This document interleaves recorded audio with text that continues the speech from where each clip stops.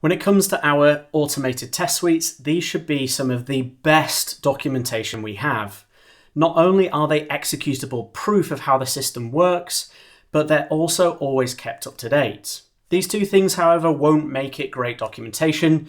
You do need to take it a step further and make sure that all of those tests are really easy to understand. And that's where a lot of teams can fall short. Unfortunately, a lot of people will treat their test code just like implementation code and apply the same principles to it. So they'll be trying to make it as concise as possible, for example.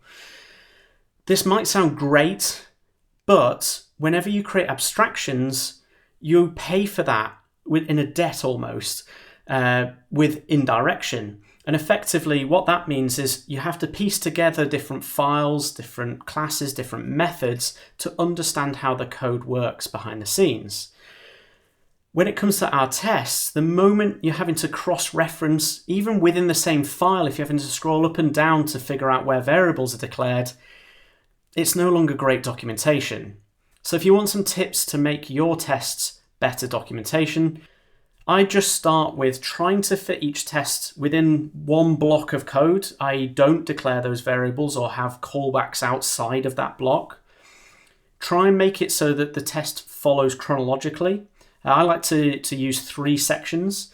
If you've ever used Cucumber, you'll have given, when, then.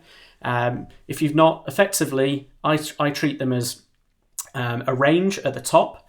And this is where you do your setup. So you might be creating some database records and generally building the state of the system before the change.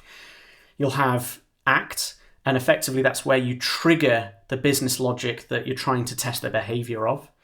And then the final section is assert, where you'll be validating that the behavior is as expected effectively.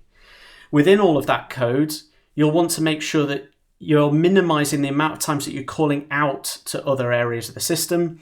Ideally, you'll only stick to your test framework code. So, if you're using something like Selenium, it might be clicking on buttons and filling in forms, for example.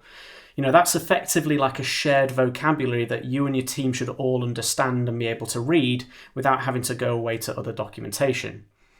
If you follow those principles, you should make your tests far more readable, and it'll mean that you're quicker at onboarding people, that you're faster to change the system and implement new features, and you're quicker to debug as well.